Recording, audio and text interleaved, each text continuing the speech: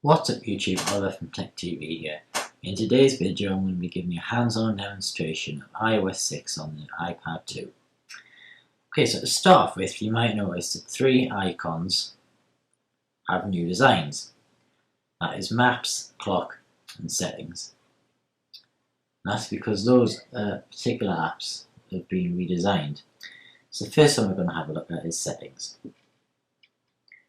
And in Settings, you will see a few new options, for example privacy and the do not disturb option. And the do not disturb option basically mutes notifications or disables notifications if you like. And basically I'll just give you a quick demonstration. If you go to notifications, tap do not disturb, it says when do not disturb is enabled, a moon icon will appear in the status bar and incoming calls and alerts will be silenced. You can choose to have it scheduled so that it will automatically turn it on during certain times, say during the night. You can also have it allow calls from favourites, so you can add certain people, for example, your boss or your other half. You might want to make sure those calls come through. And the repeated calls means if someone tries to ring you back, the second call from the same person within 3 minutes will not be silenced, so if it's an emergency and someone's trying to get through, which is a handy feature. I don't know, obviously some of it is where, for example, you allow calls from. I don't think it doesn't apply to the iPad as much because you can't make phone calls on it, it's not an iPhone. But I suppose it would do that for FaceTime calls. It would just mute FaceTime calls and mess up on certain people. And the next thing which I was going to show you is privacy. So location services and contacts, calendars, reminders, and photos, the privacy options can all be controlled from in there. So you can turn location services on and off, but it used to have its own option here.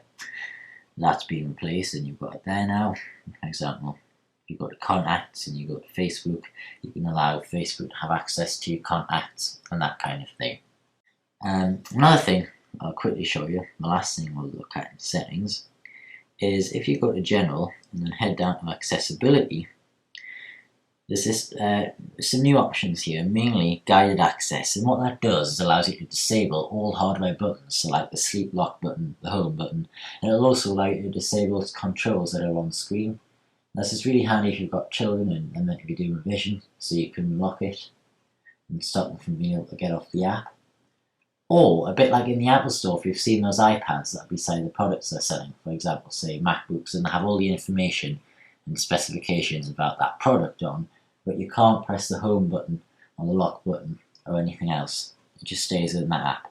It's called single app mode. I've tried to use this before and it wasn't working very well, so I'm not going to show you how it works in the video, but basically you triple press the home button when you're in the app you want to lock it in, and all the options appear.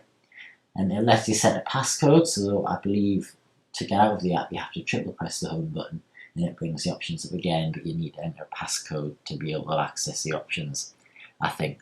And like I say, I haven't been able to try it out properly. However, I believe that that's what happens.